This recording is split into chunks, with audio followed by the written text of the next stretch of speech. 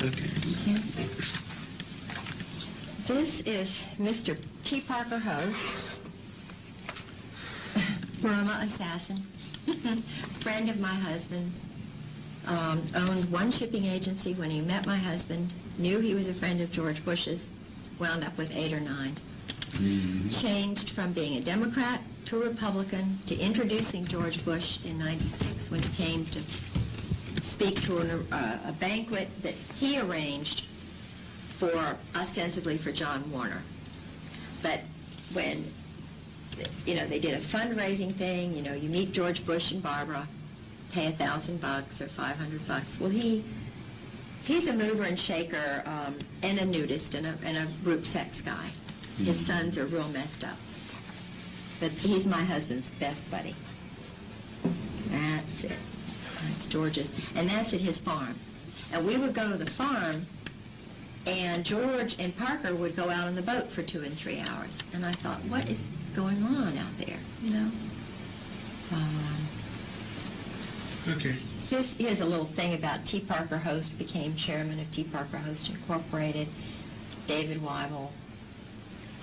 That's just Parker. Okay. This is his wife, Ann, and I introduced him to her. Good work. She's my school friend, Is she still married to him? Yeah, he's loaded. She wants a lot of money.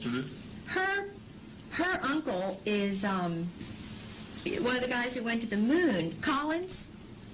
Her grandfather was this big Army general, so I didn't know Ann was all that well connected to the Army.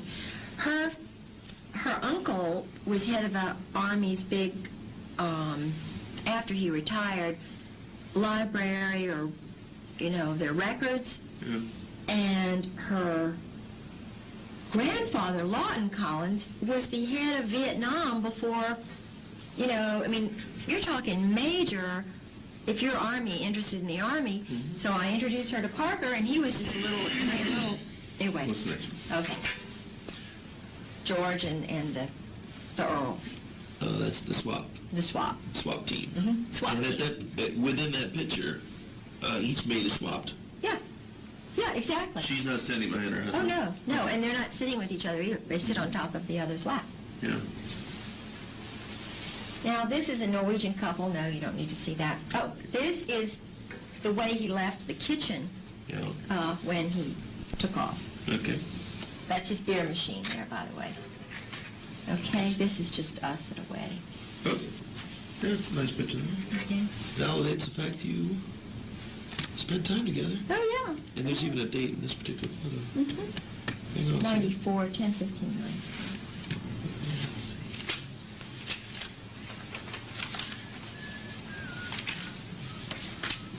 This is a little good here. This gives a summary of his background. You might need a copy of that. This is his whole, it's not really, doesn't go into the operations and so forth, killing operations.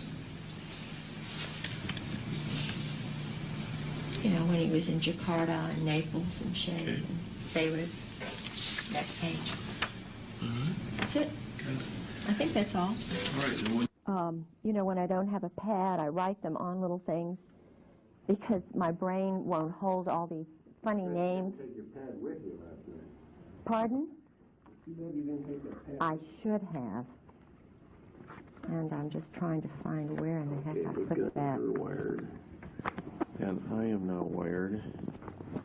I know he was called a commissar, and they called him the commissar. He was the one who did all of the training for the, they had a Halo school, George told me, in the Philippines where they trained the Delta Force, the assassins in the Philippines. They also had a school like that. The Australians had one in Indonesia on an island where they're having big kind of East Timor. East Timor, yeah. Yeah, it's in the mountains. And it was started, yeah.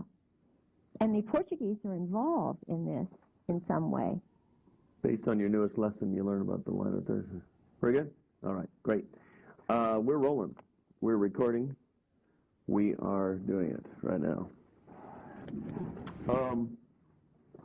We're having a fascinating conversation talking to the wife of the former Chief of Staff, Marine Atlantic, head of the intelligence group that went to Beirut. They were already meeting over there. He was before the Beirut bombing. The NATO intelligence wet operations guy, psychological operations guy. Okay, now when you refer to wet operations, WET, does that stand for something? Yes, it means murder, assassinations groups. Oh. NATO has a group of assassins and psychological operations specialists who work in combined operations to destroy targets. Okay. My husband tried to explain to me the first 3 years of marriage how it all worked.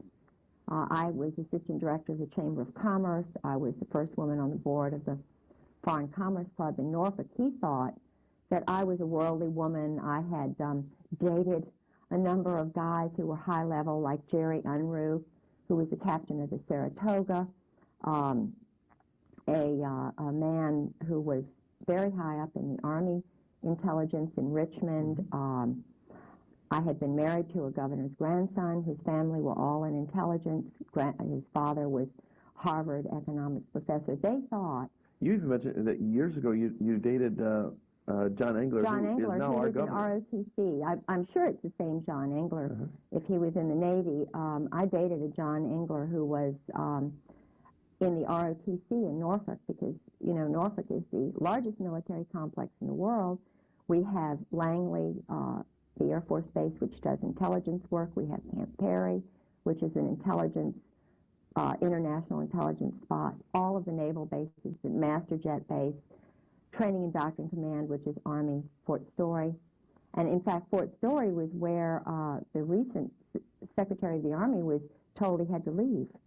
I have intelligence guys who tell me truth because they know they can't talk, and I get a lot of scoops. Togo West, who was basically honest, and like Colin Powell, most African-American men are not going to condone murder and assassinations and so forth when they find out about it.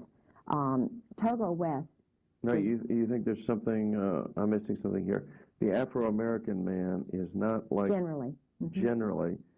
So you feel that Colin Powell is a different cut of general than these other guys who've been talking about? Oh, absolutely. Colin Powell, the wonderful thing about some of the African-American men I've met is they'll tell truth.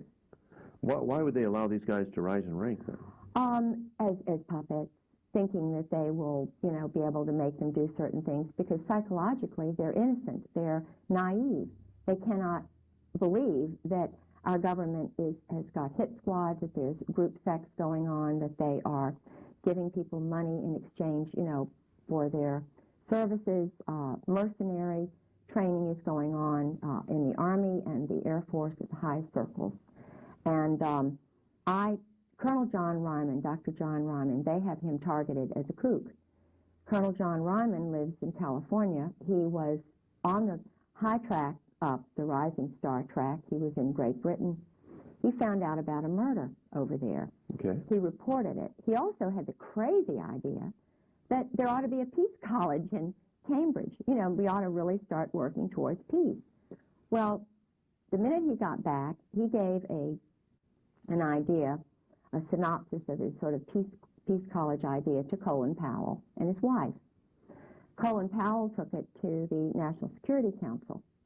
When Ryman got back, and I'm not sure of the logistics and the chronology of all of this, but I'm in contact with him, he was put in a funny farm. I think he was put in a place in either New Orleans or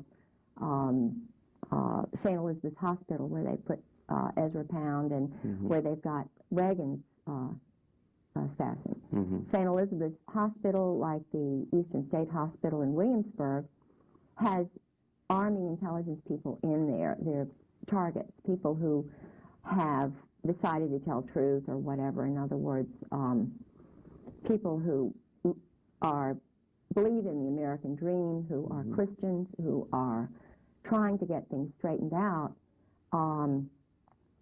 if they transgress that line where they upset somebody in high command, just like in Germany, they all of a sudden move from being a person to being a target, from being a human being, a Christian, a loving, wonderful soul, to being a target, therefore the enemy. This is also what happened in Germany. Why should God makes us all wonderful and beautiful? Those of us who have the courage of our convictions and who believe in what Christ did, who stand tall, why should the leaders not be able to speak and tell truth? Because it's in the rainbow of truth, the rainbow of individuals who are God-fearing and love truth, in which we can build a better world. So why are good people silent? Why are their papers gone through?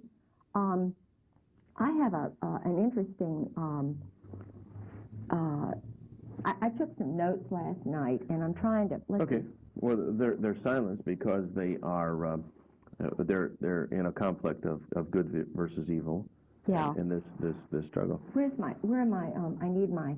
No problem. We can find it. Yeah, I need my... Your checkmate book is down there. Oh, yeah, this is what... Is it in there? Yeah.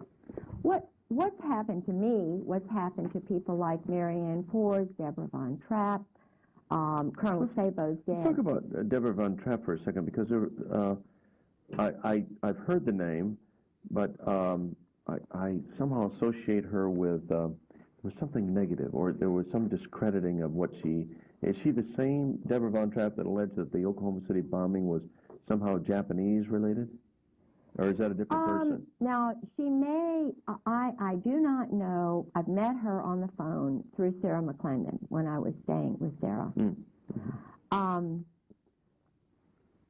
Everybody's experience is different. When you're a Christian, when you're a very strong Protestant Christian, as I am, and you're walking in light, you're walking in truth, you take people at their word until you find out that they've lied to you. And if they have intentionally lied, then, I just let God deal with them. Do you know what I mean? Okay. I don't believe So maybe in somebody fed her disinformation solely designed to discredit her.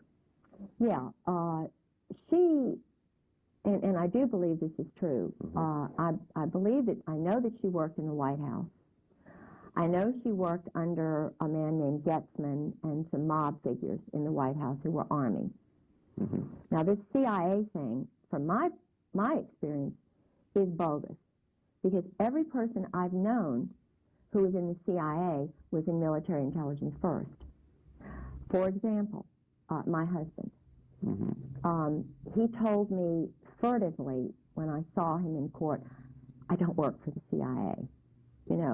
I knew he was telling the truth. He was afraid. He wanted me to know. Point is, he works under the Army. He's a Marine Corps, high-level intelligence officer, but he's under all these Army people. So I'm having to assume that the judge, the lawyers, the commissioners, all the people who are handling my husband when he's around me, because I really believe that he loves me, even though he's under their control. And I think that's why he's been totally kept away from me. His daughter-in-law told me he can't come back because he'd end up staying. It was... the point is that David Lay, my brother-in-law for 20-some years, I married John Garland Pollard, whose sister Mary Lloyd Pollard married a CIA agent, David Lay. David Lay was Harvard hasty pudding, translates Mandarin Chinese. He's a brain. His family came over from Germany. I think they were Zionists. He doesn't believe in any religion, but he is still working for this intelligence arm. He's doing wargaming for this monolith, this global monolith. He's playing chess by mail. He's writing articles about the Middle East. He's an expert on, what's going on in the Middle East from the Israeli perspective. He's Army. I was with my sister-in-law when he went on a mission, and she was in the same psychological state that I was in. This is what, And that how I know. And that state succinctly is? Keep the women out of it, terrorize the women, make the women fearful of their own, in other words, make them, I can't describe what I went through except to say that every single Marine wife that I know is in that psychological state. Thank God, thank my grandmother for her wonderful Presbyterian background. You know, women are intelligent, kind of, you've got the spunk in you or the genes or Jesus Christ, whatever it is. I know truth, and truth is vitally important to me. I cannot live a lie. Do you know, I can't live a lie. I cannot. Maybe I was injected with pentothal when I was an infant. I don't know. But, so like that incident at the officers' club where your husband at the time told you, just get used to it. This is the way that it is. yes. You just can't get used to living some facade and looking the other way as if something doesn't exist. No. And I mean, he's sick. My husband's really mentally sick. Any man, I believe he killed his first wife, Sue. He's dangerous. We're married for a month. He gets a letter and a phone call from Mary Clark Yost Talab and Anne Bouchou.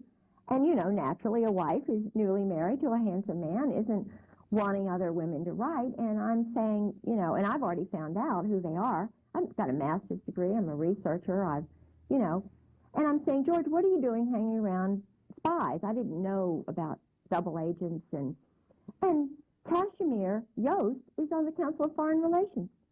Her son, I'm sure it's her son or her cousin.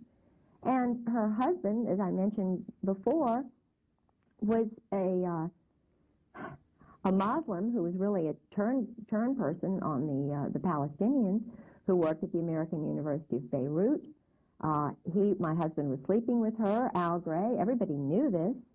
And I didn't know that this is what you do until I called Valerie Wilhelm, General Charles Wilhelm's wife, on the phone. Now, who is General Charles Wilhelm? Right now. And let me tell you what she told me. Okay. You just have to get used to it, Kay. She told me about, you know, her husband I said, George has got another man. Lieutenant Colonel Michael O'Boyle, whom I was told is his boyfriend, you know. And she said you just had to get used to it? She said you just got to get used to it. Same thing came from the wife of General John Sheehan, Jack Sheehan, head of NATO, a friend of mine, been to parties at my house. And I see, by now I've gotten my little tape recorder from Radio Shack, you know.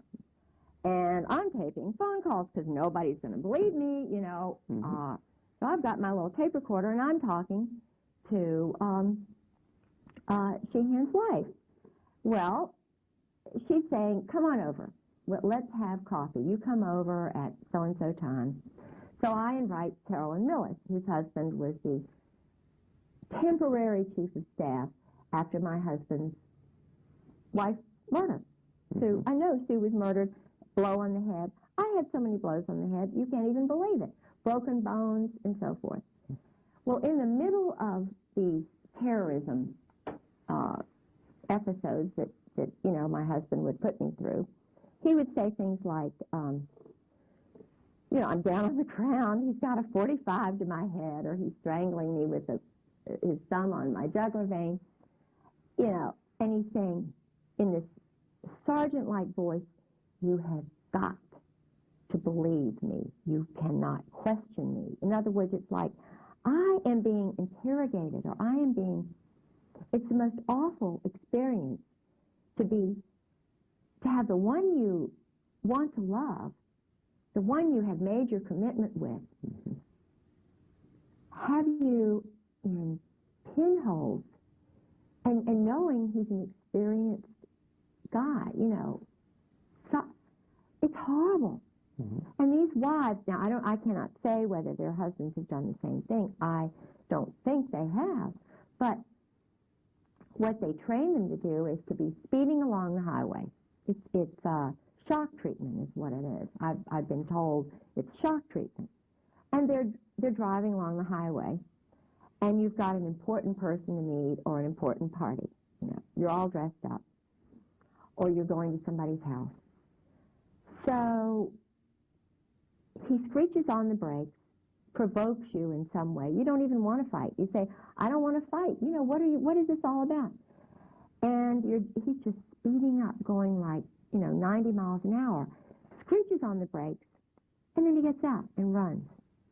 You cannot believe, it's horrible. And where did he run to? Oh, there was a party, a Norwegian party.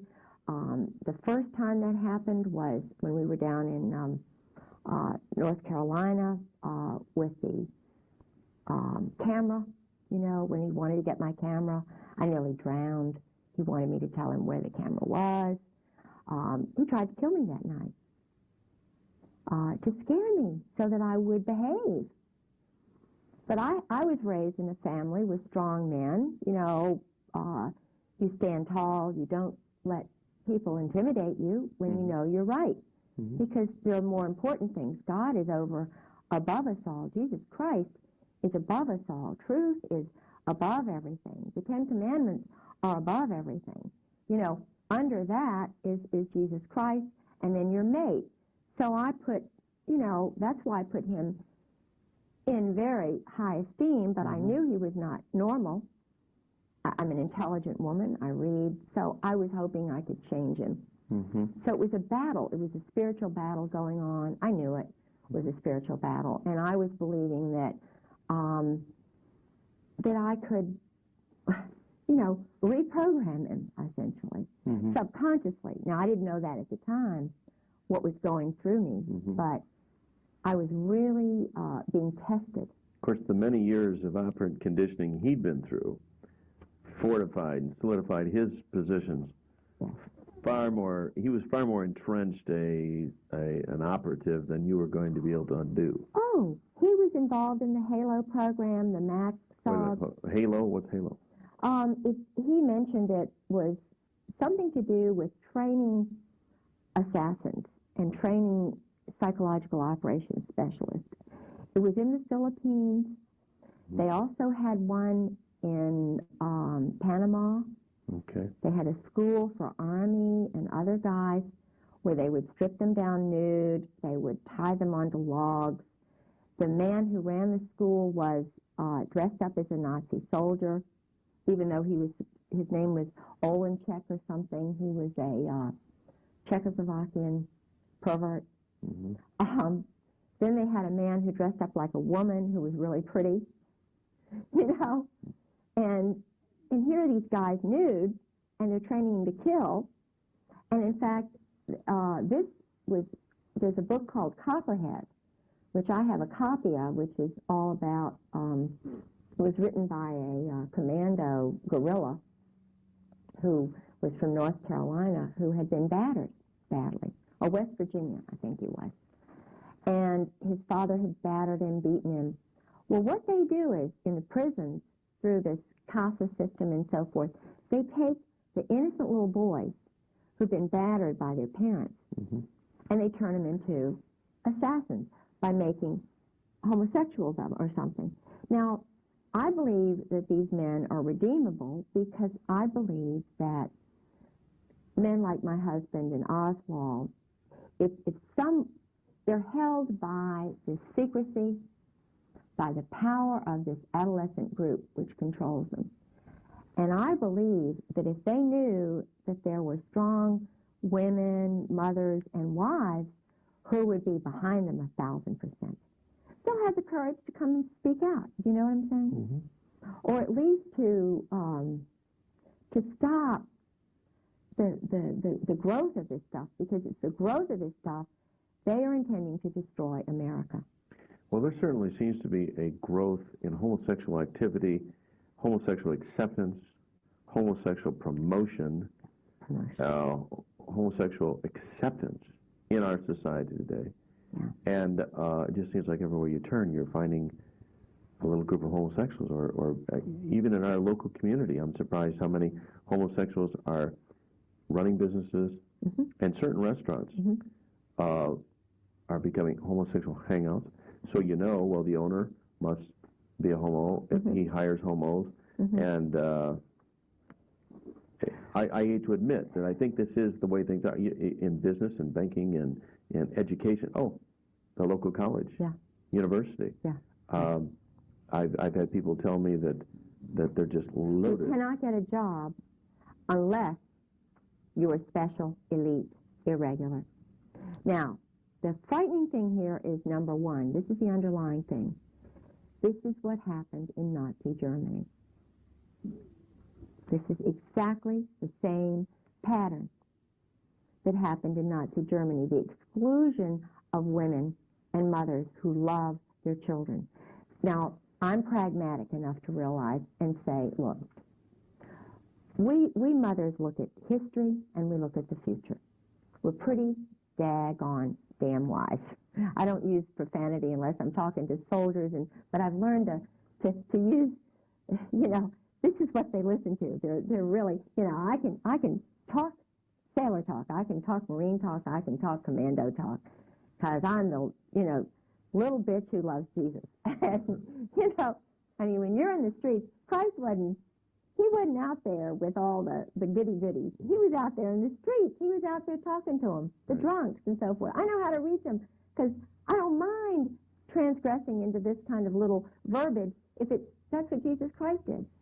But the danger here is that, yes, it's growing. It's a growth industry. It's growing exponentially. So what's going to happen? What's going to happen?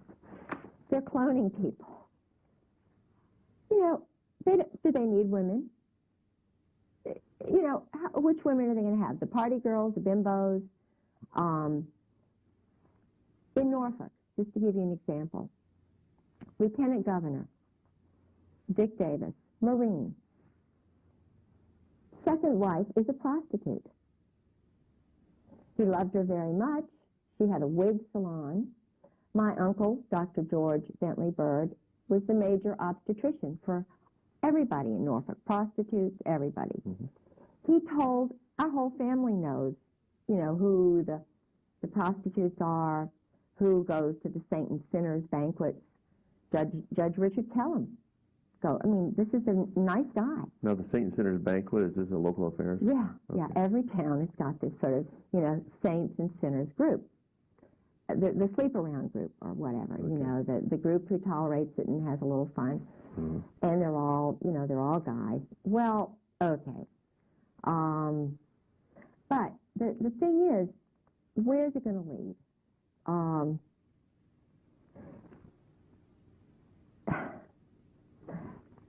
This is why women like me who know need to be involved in the process of leveling things out a little bit. I don't know whether I'm describing it. When you target good, strong people who know what to do or who can figure out quickly what to do in given situations, it's like targeting good people, taking their papers, going into the leaders' houses. The leaders who pop up, who are trying to get things straight, are the ones who really know what's going on.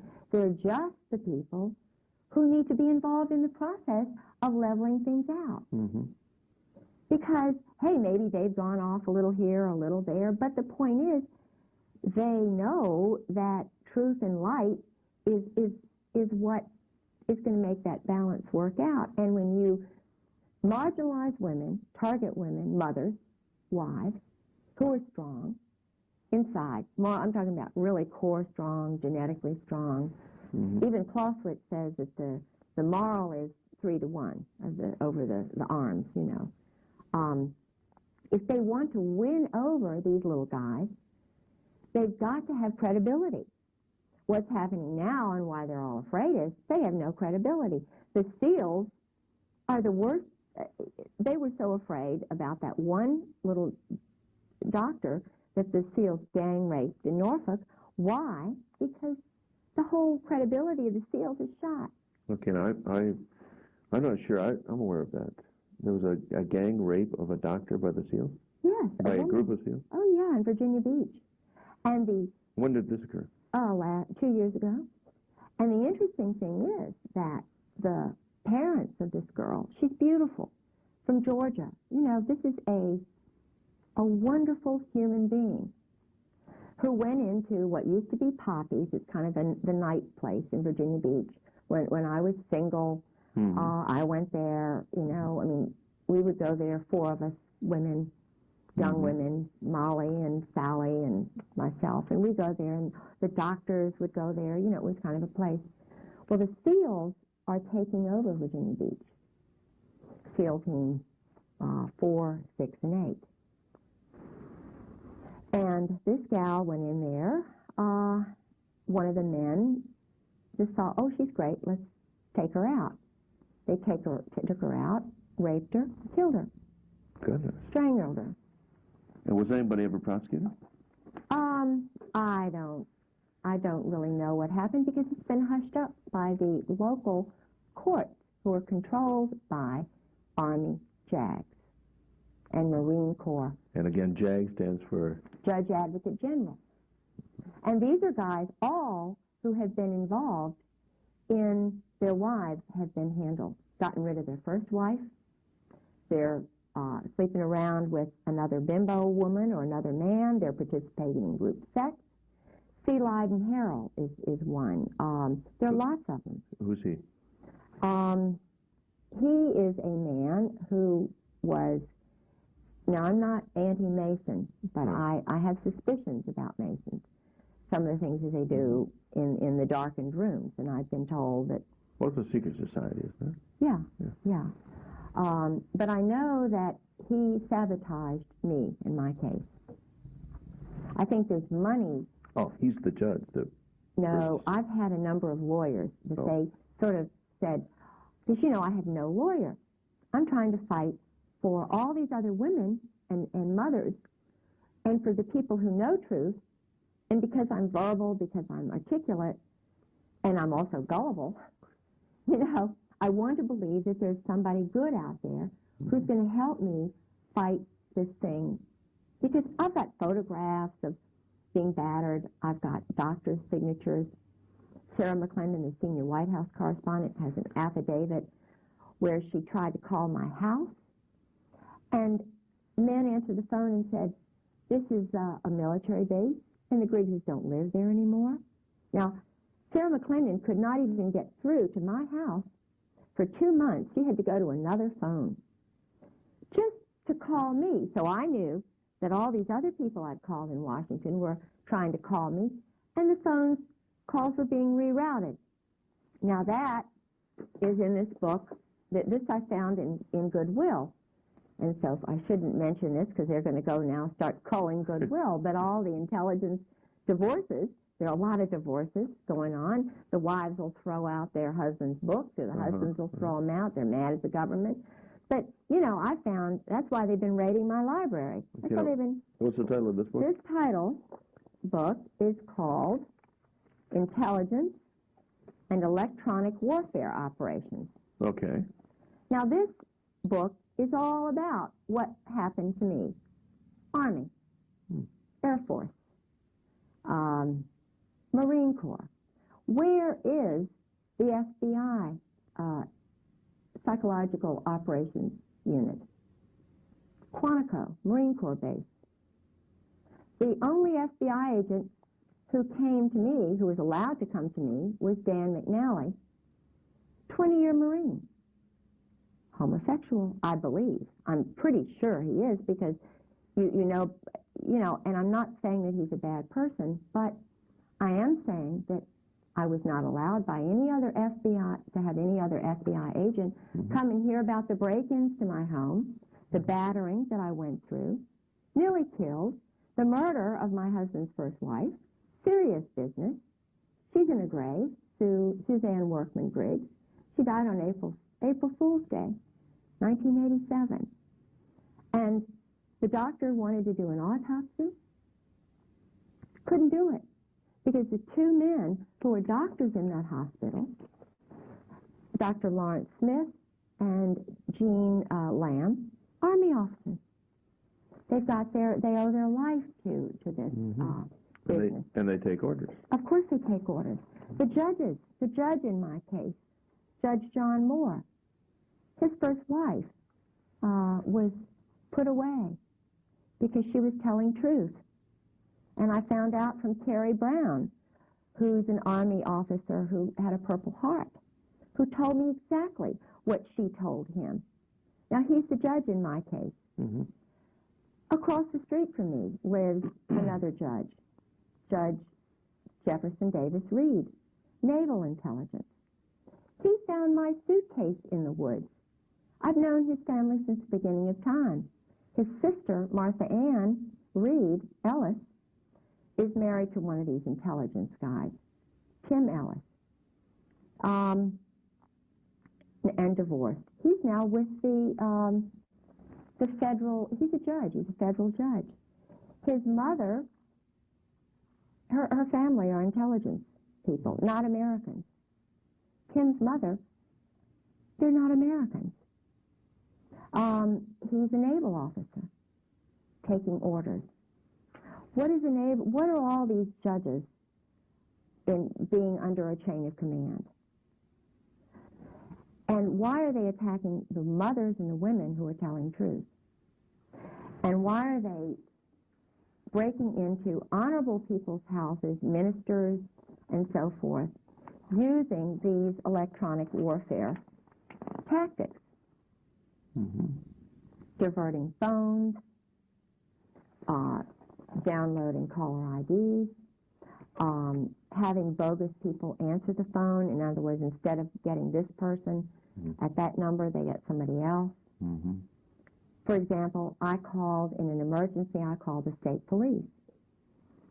And I'm pretty smart, pretty discerning, and I wound up talking to a guy who worked for the ATF. And I said, oh, well, what are you doing in the state police office? He said, oh, I'm just a retired ATF guy. And I said, well, but I thought I was calling the state police office. He said, well, you're talking to me now. What can I do for you? I said, well, if you're retired, I want to talk to an active duty, a good guy from the state police, please. And I said, by the way, I don't like you ATF guys because of what you did at Waco. You all murdered innocent women and children. You ran over them, you shot them, you put tanks on them, and you killed them. You're murderers. I don't want to talk to you. He hung up on me. He didn't like what I said. Well, if he's so sensitive and so defensive, how can you deal with women if you can't cope with truth? This is what, 80% of the American people feel, or 90. Waco was murder, savage, brutal murder. Mm-hmm. And what they did to that man, Randy Weaver. Randy Weaver's wife. Yeah. Shooting a mother with a baby in her arms. Mm-hmm. What's going on here? Right. No. And one woman hears that. One mother hears that. She doesn't like the ATF anymore. I don't know any woman who likes the SEALs anymore. I don't know any other mother who really, really likes the ATF anymore. I mean, what's going on here? We're mothers. Mm-hmm. This is stuff that went on in Germany, and fear tactics. So we say, heck, these guys are adolescents. They're adolescents. And so who's running them? Who's in charge? We turn into Dorothy, the Wizard of Oz. What's going on here? Mm-hmm. So little old mothers like us, we all think alike, and we're all Dorothys now, just marching and saying, look, guys, what's going on here? You're all little men from Oz. Why don't you grow up? Mm-hmm. And it can be straightened out. Do you see any similarity in what's going on in this country in China, Tiananmen Square? We've all seen the picture of the young man standing up in front of the tank. I don't know how much long-term effect that had in China, but it still sticks in the minds of a lot of people here.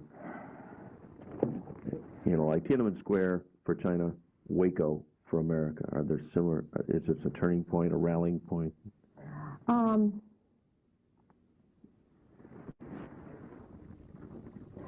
A man named Mr. Lee, who is an intelligence officer in Norfolk, Mr. Lee is the son of the major banker for the Russian government. He worked for Dr. Richard Chang, who's also an intelligence operative. I believe he's an honorable guy. He's tall, he's sort of a Princeton, Harvard-looking guy, I believe he's honest. Okay. He came to Virginia Beach, and I was putting together sister city organizations, and I was trying to get the leaders of all the different ethnic groups in Norfolk to sort of start a sister city program globally, you know. It's easy to do that, but I didn't understand how the intelligence community worked at that point. I knew things were going on, and he was bringing together all these potential sister cities in China. Our State Department had opened up cities which had independent corporate entities, and we had shows on all of this. This material's all been stolen out of my house by my husband and his friends. I started noticing, because I was led spiritually to goodness, to good people, to light and truth. I didn't understand the weapons and drug military culture that's running our government and I believe parts of the world. There is not one woman that I know of who's in this business. I believe, and I had the pleasure of meeting your wonderful wife last night, Pastor Strawcutter. This is a woman who's wonderful. This is my kind of woman, you know, and I've met a lot of women like that. We go through hurdles, and I don't mean to cry. It's all right. But we're strong, and we know truth, and they're going to have to kill me before I give in. I believe in good men like you. I believe even my husband's core is good. I think that's why he's away.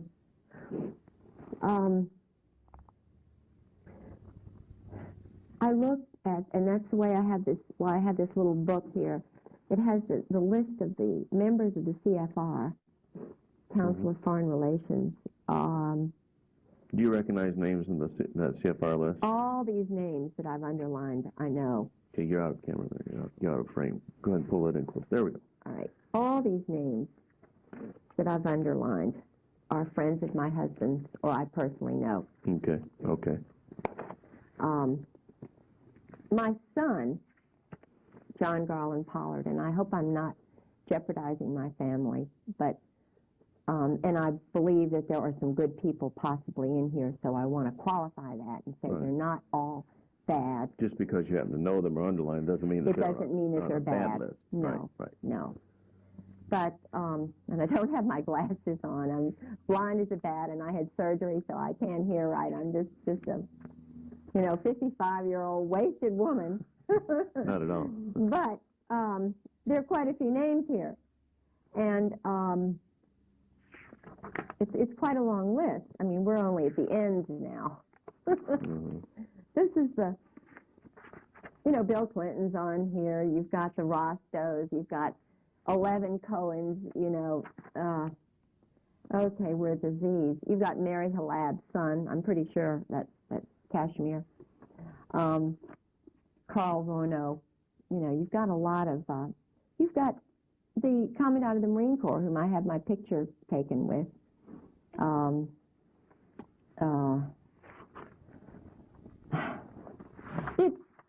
It's an interesting list of elite political, military, banking individuals, and the sons of some high-level people. So you have all these powerful people in a club that has common goals. Yeah, which is global uniting. global control, and I can see how one could sort of get sucked into it idealistically, thinking that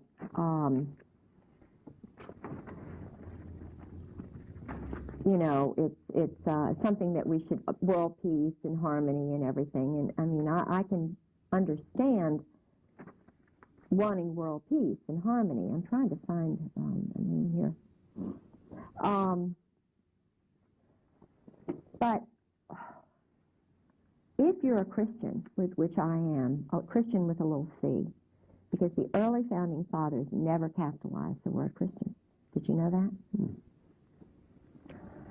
Did you know that all of the founding fathers were homeschooled? Did you know that? Yeah, Madison? I was aware of that. Yeah. Think about that. Did you know that all of the Virginian founding fathers were only gospel Christians? Matthew, Mark, Luke, and John. Didn't even read the end time stuff, the Old Testament. Did you know that Thomas Jefferson was a born-again Christian the last, 7 or so years of his life? Did you know he was corresponding with Adams in Massachusetts? That he took the New Testament and the Gospels and was trying to find out everything that Christ did? And I believe he was murdered. And I believe it had something to do with this Admiral Levy, who took a mortgage on his house so that he could build the University of Virginia, so that he could take and get his papers, his correspondence with Adams. I believe it was, now I'm the only one you will have ever heard this theory from. My undergraduate degree is in Virginia history. Okay, so the University of Virginia was founded by Jefferson. Money that he obtained by mortgaging his home. From a Kabbalist by the name of Admiral Levy. Levy. Okay. Now, I know that... it is an interesting theory. Of course it is. Dare to think, dare to theorize, dare to use the hypothesis, to come out with a thesis. Now, Levy, you mentioned he's a Kabbalist. Yes, and a Mason. Like a descendant of the Illuminati. Of course. So, and a weapons dealer and a reserve military officer. Even way back then. They were doing... Now, think about this. What they're doing today, they've been doing for Of course. many Think about this. John Paul Jones. Supposedly the founder of our Navy, was a criminal. Why would they twist it like that? He was also a Kabbalist, also a Mason. He and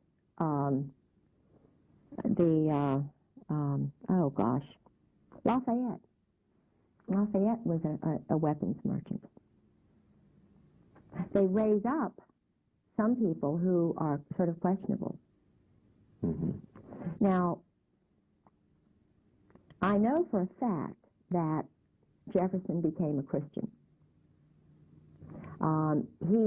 He did not necessarily believe in the divinity of Jesus Christ, so maybe you could say he's not technically a Christian, but he said, I'm a Christian. He was working towards, he was going to Baptist churches. He was contributing to the American Bible Society. Do you hear this? No, of course not. Jefferson was a born-again Christian who was searching for truth, who was murdered, I believe. Okay. And at the same day he was murdered, so was Adams.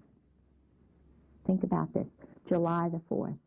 And of course, you're being a Virginian and a descendant of James Madison. And a student of Virginia's history.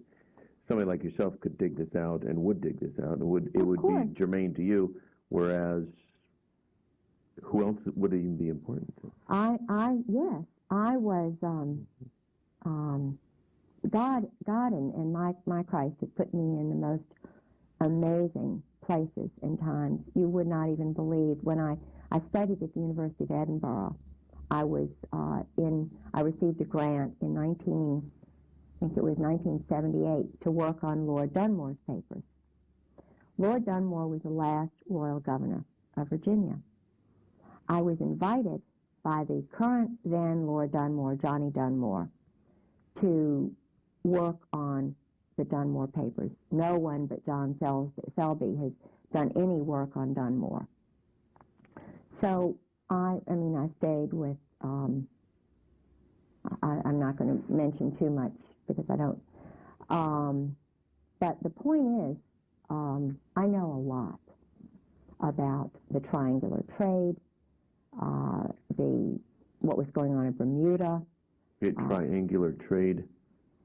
Yes, Tom Devine. The triangular trade is the illegal weapons, drug trade that is still going on today.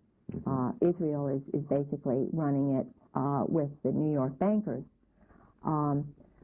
It has something to do with Kabbalism, because the Pentagon, the symbol for the Pentagon, the Brotherhood, they feel so compelled to not think for themselves, to sort of depend on somebody else who's more physics-oriented, you know. In other words, these guys are so much smarter than I am. They can be doing totally immoral things that, you know, are breaking up families, breaking up, you know, wives. And in other words, they're not looking at the structure of the family. They're not looking at the structure of society. They're not looking at the culture, the community, the basic ingredient that provides life, the planet, the trees. They're not looking at anything but sex.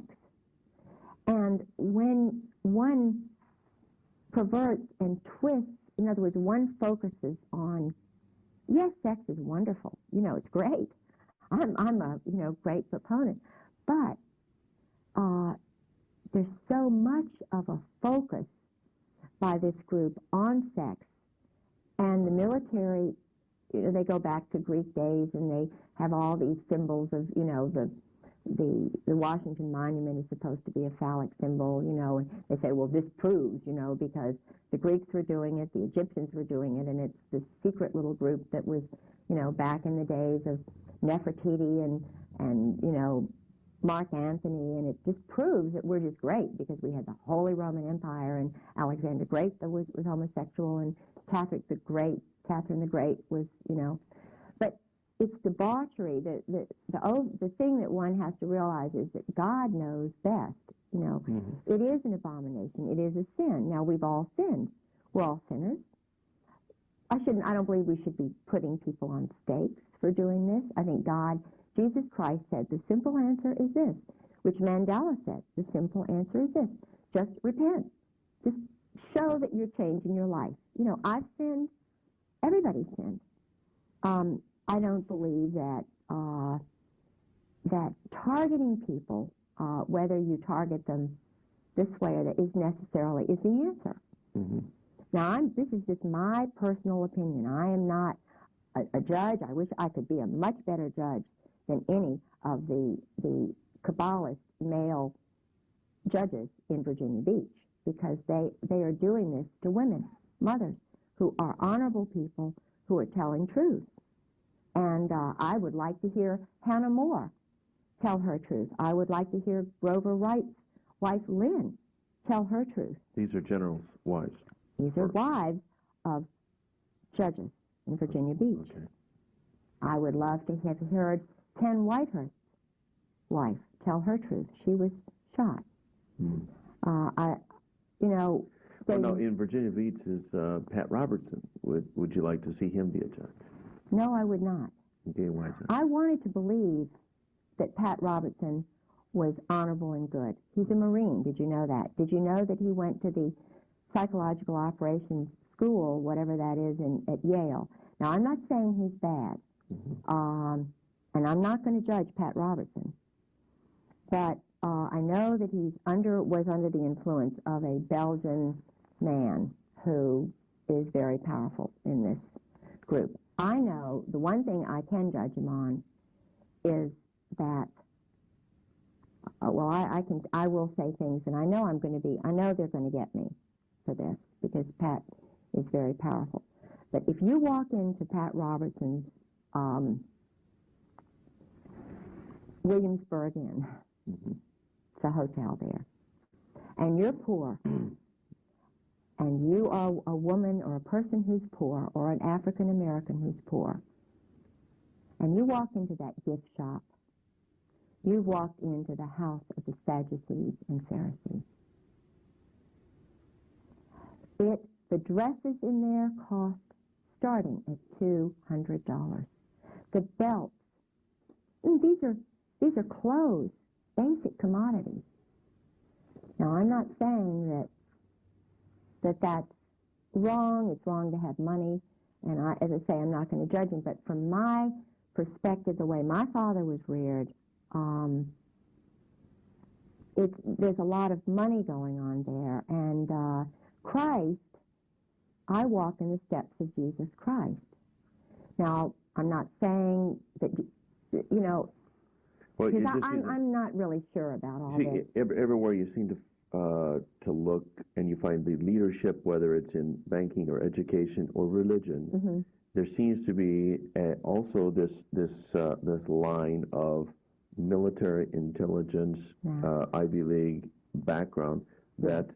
The Pat Robertson has the same kind of pedigree as these other people that we can kind of filter through. If somebody's going to be the leader of a television big-time ministry, it would have to be someone who would be kind of a chosen one to be allowed to rise in that kind of power. And I think he's basically a good guy. I really, I like the fact that he's promoting Christ. I nearly got arrested there. At the 700 Club? No. I went in to use the law library because I'm fighting the Kabbalist group in Virginia Beach, because I was nearly battered to death. I was nearly killed. I am a totally abused, psychologically, physically broken bones wife. Now, it says that if you are this way, you just get a warrant and you get your husband to say he's sorry or something. That's all I wanted, was for my Marine Corps husband to say, I'm sorry that I did this. But if he's got men behind him telling him to do this, they're not going to let him say he's sorry, are they? No. If he's got Phil Holwager, the pastor, who's also Yale-trained intelligence chaplain with Pat Robertson, who's the pastor that I took my husband to try and get him to become a Christian, if he's meeting with Phil Holwager and Phil Holwager is telling my husband what to do, that says that Phil Holwager is a programmer for my husband. He's been trained in mind control. And Phil Holwager admitted to me, I've had psychological training, yes. And it slipped out. Oh, well, I made the mistake and told George, in other words, he let me know that he has power over my husband. So then there's Ty Kroll, who's in the same church with my husband, who is a sailor, and he did some sexual things to his son, and he had his children taken away. Well, he's in the church and a good guy and everything, but he's a pedophile. Now, my husband, and I'm sort of taking up Ty Kroll's side, because we're in the same Bible study. It's kind of interesting. But Ty Kroll and my husband are meeting kind of secretly with Phil Holwager. And then there's T. Parker Host, who's running around nude at his farm, enticing my husband out, and they go away for sort of boat trips for 2 hours. Now, I'm saying, as a woman and a wife, what's going on here? All of a sudden we go up to Matthews County, where Holwager also has a house. Host has a house.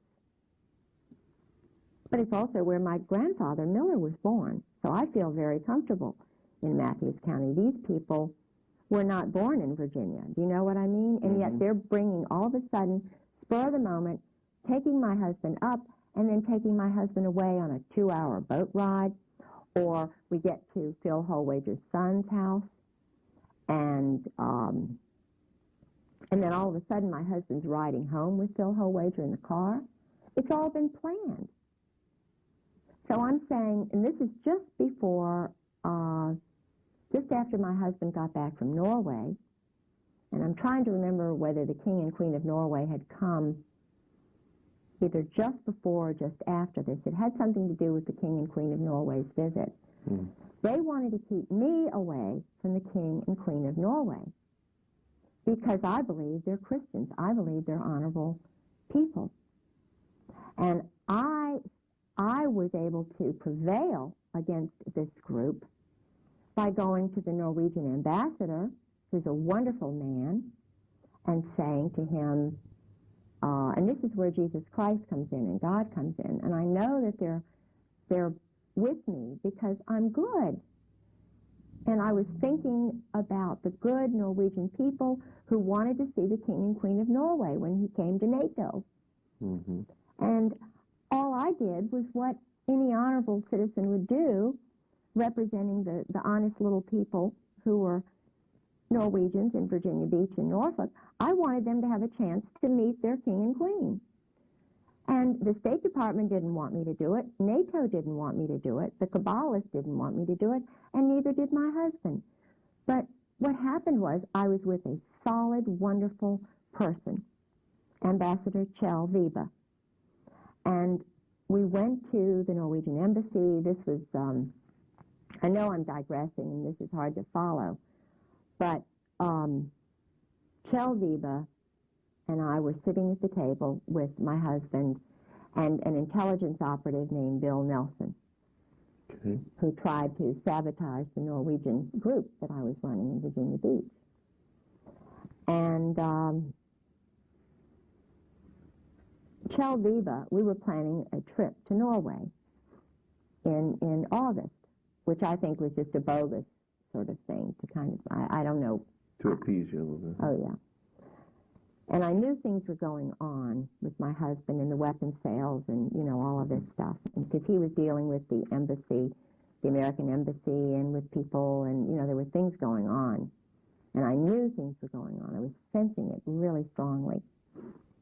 So we were in Washington, sitting around the big table in the Norwegian embassy with the ambassador sitting to my right, Bill and Kate Nelson to my left, my husband across the way, and Suzanne Baptist, who is the daughter of the man who started the Sister City Association. And we were supposedly planning this trip for the mayor of Virginia Beach and her husband to Norway. And he let it slip, the ambassador let it slip, that the King and Queen of Norway were coming to Norfolk in October. Mm-hmm. And the ironic thing is, it was the very day the Nobel Peace Prize was being awarded in Norway. I didn't know it at the time, but I thought, this is really strange later on. Here's the King and Queen of Norway are at NATO headquarters the very day that they're giving out the Nobel Peace Prize in Oslo, which is where the King and Queen of Norway are. Mm-hmm. And I mentioned this to Mayor Obendorf, whose husband is involved in this weapons sales stuff, because her husband, Roger Obendorf, and my husband went to this deserted airfield. Roger Obendorf is involved with Andrew Fine, who's Army intelligence. He tried to take over the Norwegian organization from me when I knew that the Andrew Fine does all this group swinging sex with his wife and with NATO couples. And, you know, and I'm going, something's going on here. Roger Obendorf and my husband went to this airfield. I wasn't allowed. Mm-hmm. So I knew, because my husband was meeting with other people, like, in other words, this is big. Yeah. Now, when you mention NATO group swinging sex, are you talking about some of the most powerful people in this world, the leadership of this military? Absolutely. And their wives being privy? I mean. Yes. Yes, I'm talking major. I mean, this does not give security to the people of not only this nation, but the people of the world. No. To think that people who have the power to kill others, wage wars, send your sons and daughters into battles, these people are complete, whacked out Degenerates. Absolutely. Let me give you an example. Because I was involved, I love people from other cultures. I went to an Episcopal religious girls' school, and all of my, they had girls from all over the world there. They had a my chemistry teacher was from Turkey. Her name was Mrs. Kunt. I had a Daddy Davian, was an Armenian. Turned out he was later a spy, or they told him, everybody he was a spy, but he was from Armenia. I had a French teacher who was in the French Resistance. St. Margaret's School is a school for double agents, or at least, but it's a great school for girls because you're with all these people from other cultures. You know, we had the president of the school, his father was with the Ramco. I didn't know about all this stuff and how they kind of do it. Woodbury Forest is another school like that. I sent my son there. He went 4 years to Woodbury Forest, which is where President Bush's son went, Oliver North's son went. It's in Orange, Virginia. I didn't know how it all worked. And I mean, if it works for peace and Christianity and love of Muslims, love of people, give them the right to their own cultures, the way the British did, you know, because I believe basically wherever the British went, I know there's a big hate Britain movement going on, but wherever the Brits tended to go, whether it was India or Africa, they allowed the cultures. They still wore saris, and they still were, you know, the ragheads were ragheads to protect their heads from the sun. Now they're called ragheads, and they're targeted as enemies by our little boys. Our little boys are taught to hate ragheads and to kill raghead women. Well, I don't think that's very Christian. So I'm looking at the top guys, and they're not Christians. So it begs the question, well, what are they? Well, that question was in my mind after I was married 3 years, and I started delving.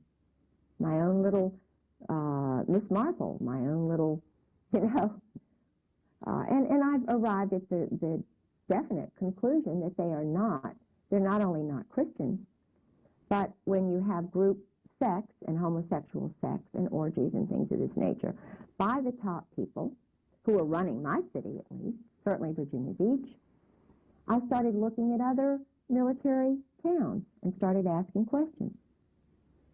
San Diego, the same thing. San Francisco, the same thing. Key West, everybody knows about Key West. Boston, that's the major homosexual capital of the world. You know, they're having sex on the highways. Guys are parking. People can't even go into the restrooms in Boston. Of course, Washington, D.C. So, that's what's in the Oval Office.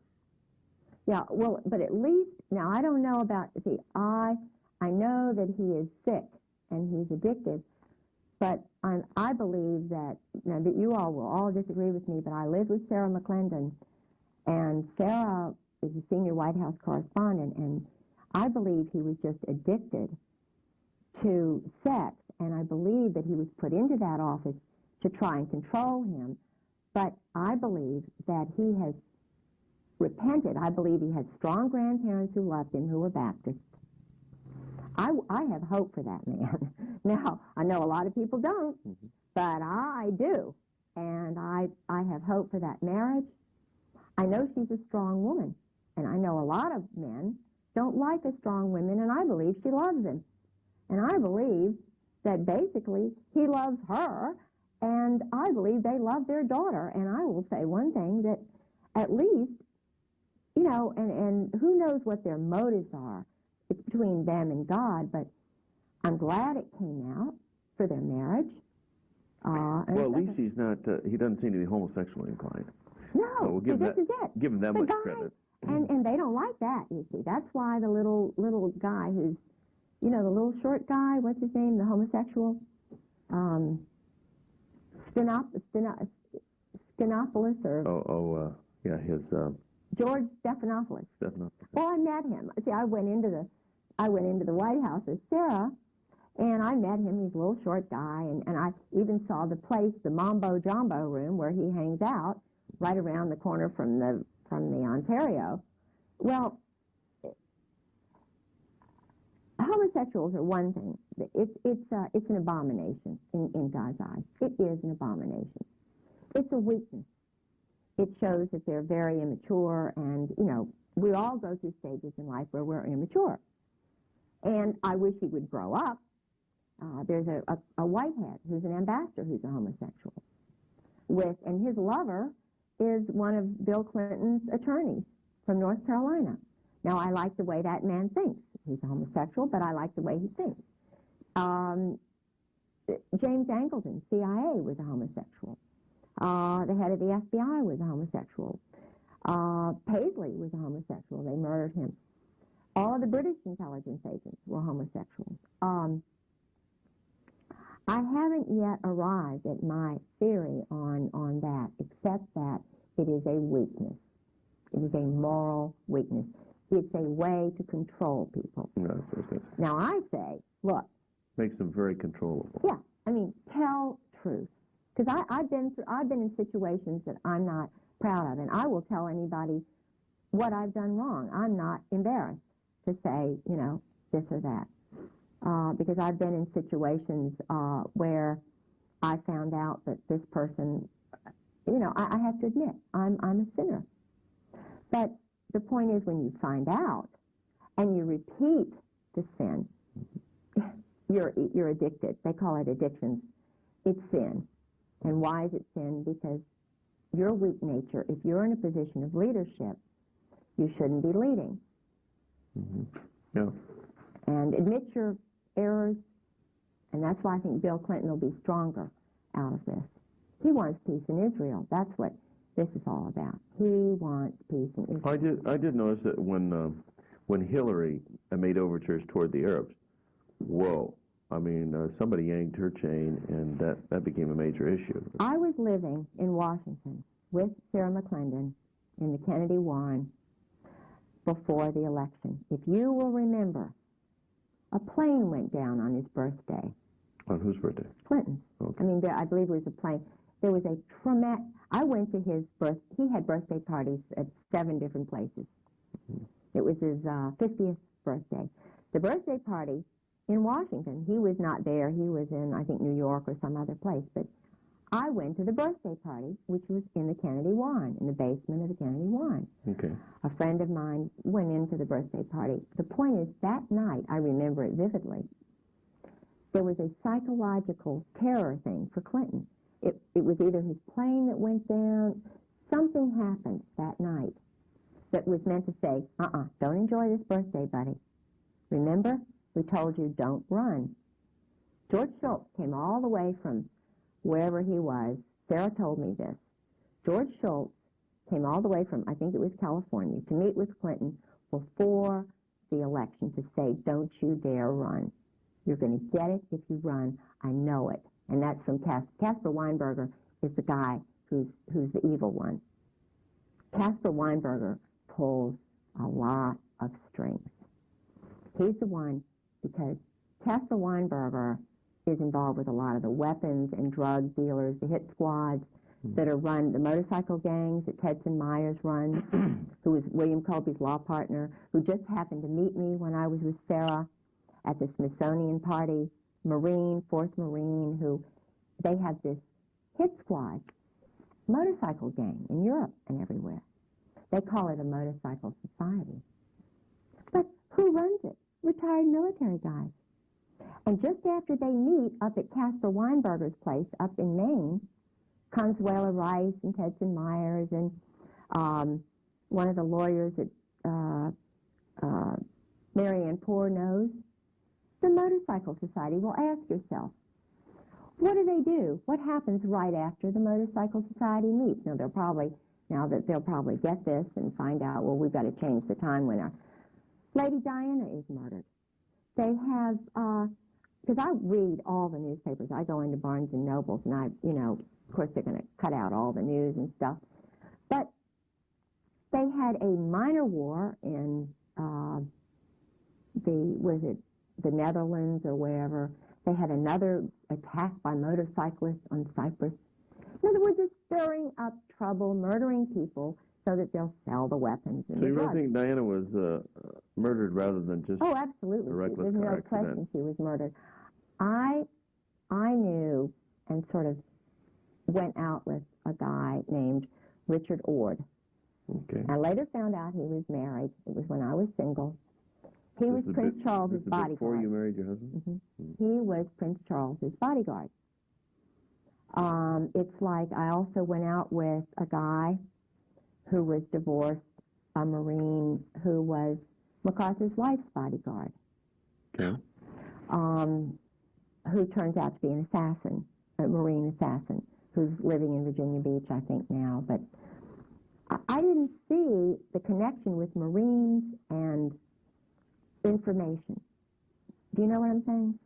It's kind of I didn't know how organized it all was.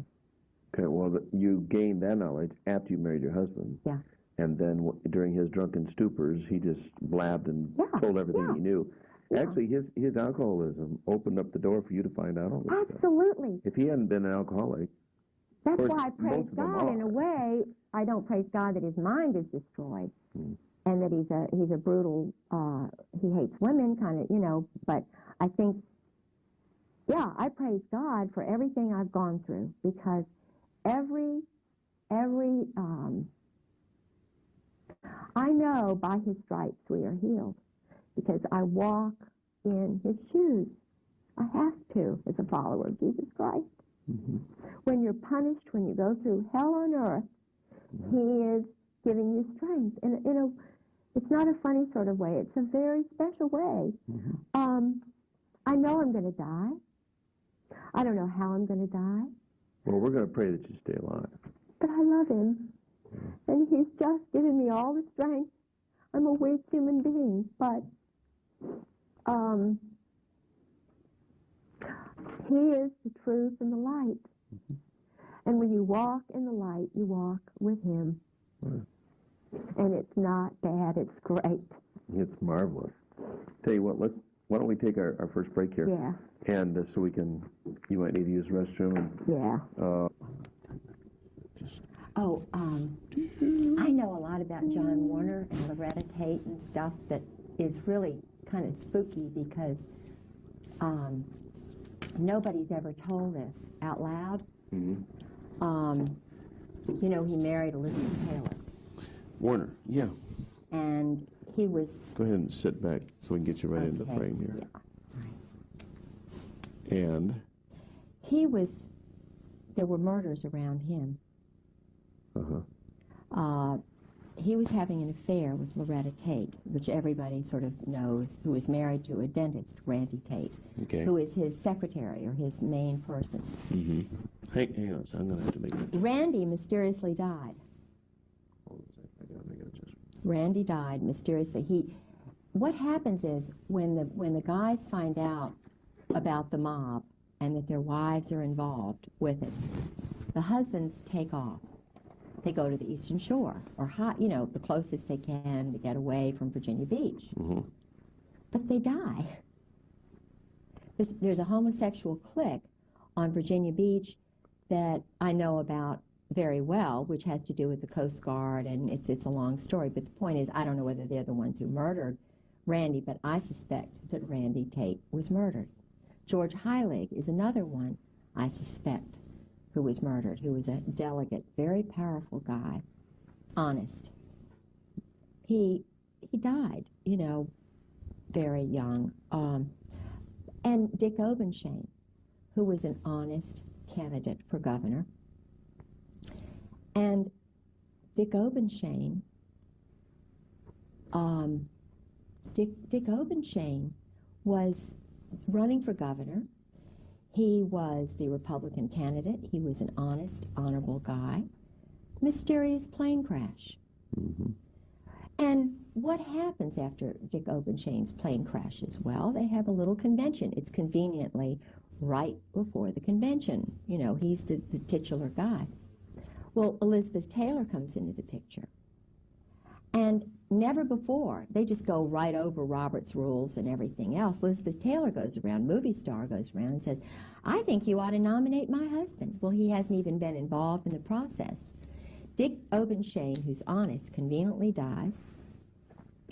John Warner comes right in there. They did not want Dick Obenshane in there because he was not controllable. Warner was. Same thing with Paul Tribble, who's a cousin of mine. So I'm a Waring, and his family are Warings, and we're related. Paul was married to Rosemary Tribble. Well, there were some things that were going on, thinking that, in other words, Paul Tribble could not really totally be controlled. He was, they got rid of him. Rosemary knew a lot of stuff, and they get rid of the good guys. Murder, I believe that... well, don't they refer to this as Murder, Inc.? I mean, yes. Another name yes. for... Well, the Marine Corps are the assassins. The Marine Corps are the assassins for the mob. If you look at guys who've been in 4 years, let's just take Tedson Myers, for example. Now, he's a very nice person to talk to. He was involved with the founding of Peace Corps with Sergeant Shriver. He's from the Brooklyn Bayonne mob. He came from that group. They sent him to Ohio State. Then his 4th year, as I understand it, he did something like truck driving school. Then he goes into Korea and becomes UDT. And then they underwater demolition. In other words, assassin. He's, very smooth. Yeah, the mob in Virginia, Virginia Beach, is very, very strong, very well organized and connected with the military. Yeah, well, you indicated before that there's a connection everywhere between the mob and military. Absolutely. The military is run by the mob. The military is the mob. The Marine Corps are run, they're the assassins for the mob. They may only be in, as Tedson Myers was, for 4 years, but the individuals then go on to truck driving, truck loading school. They're always loading things and, moving things around. But then they send him to Harvard Law School. Then he winds up, when I met him, or just actually, I met him after Colby's murder. But I find it rather unusual that I had spoken with William Colby, the head of the CIA, who knew my husband well, who told me on the phone all of this stuff about the Phoenix program and Israel, and all of that stuff was coming out, and that he was going to be doing it. Okay, your husband told you? No, William Colby on the phone. And Tedson Myers was across the hall from him. Okay, so was William Colby murdered? A good guy from the get-go, or yes, was he was a good guy. One of the insiders they need to get rid of, or was he... He was an insider who was involved. He knew about my husband's involvement with Krulak, Victor Krulak, Al Gray, the Russian double agent who was, I believe, Czechoslovakian or Georgian, who was called the Commissar, who was running everything in Vietnam.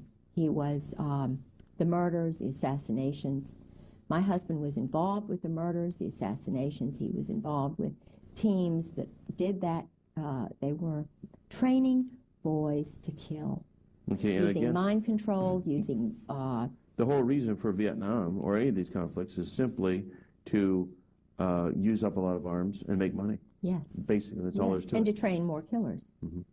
To use more weapons. Absolutely. To make more money. Yeah.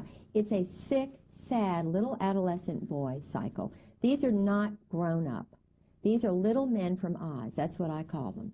Al Gray is a sick little man. Al Gray is a that was the former commandant of the Marine Corps. Carl Mundy is a sick, pathetic, lying little man. And he is? The former commandant of the Marine Corps. Then you have Krulak, who is a son of an agent, of a double agent, Victor Krulak. not American. These are men who the Constitution is just beneath them. People like me, their wives, and citizens like you and honorable people are just beneath them because they're special. They're elite, just like the German SS. That's exactly where this specialness came from. Germany, from Nazi. In other words, they took with them the most perverted aspect of Nazi Germany, brought it over to the United States because over 200,000 of these guys came over. And of that, there were some who were existentialist, humanist, anti-Christians. They hate Christians. Mm-hmm. You know, what happened to the cross of the Weimar Republic was turned this way. Hitler was homosexually recruited in a brothel. He was working in a little brothel. A Kabbalist, Zionist doctor came in and said, "Oh, you look special and great." And in other words, he was one of the many like Oswald who could be used. Mm-hmm. And they see how they grow rather than see how they go. They see how they grow, manipulate them. This is why they have so many, the Army has so many psychological operations specialists. And the one way to keep them is secrecy. And anybody who believes that Jesus Christ, I mean, everywhere you read in the Bible, he talks about openness. Mm-hmm. Truth is light. You walk tall. You don't hide behind trees and be the snake, mm-hmm. you know, in Adam and Eve and be deceptive. Truth frees you. Mm-hmm. Truth is a liberator. It's your ally. And the power of their operant conditioning is all in secrets. Yes. That's the one way to tell if they're evil, if they're weak, if they're cowards or bullies. Mm-hmm. The one way to tell the cowards and the bullies who are now at the very top of the Army, the Marine Corps, the Navy, Gaiman, Hartzog, Abram, Krulak, especially Charlie Wilhelm, who's doing awful things with, you know, men and women. What would... Charlie Wilhelm, again, he is... Charles Wilhelm, I met in Norway. He is my husband's one of his closest friends besides Michael O'Boyle. Okay, They're and these called are all Cherry Marines. Marines. Yes. Generals? Now he's a general because they rise to the top. Mm-hmm.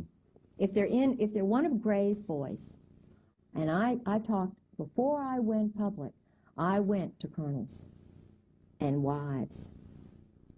And boy, I mean, I had conversations, and I'm not going to mention their names, but I had wives tell me, when I first found out, and a wife said, it was the most cryptic conversation I've ever had in my life. I said to my blank friend, have you ever had another wife? She said, hundreds of times. Her husband was a very important person. Mm-hmm.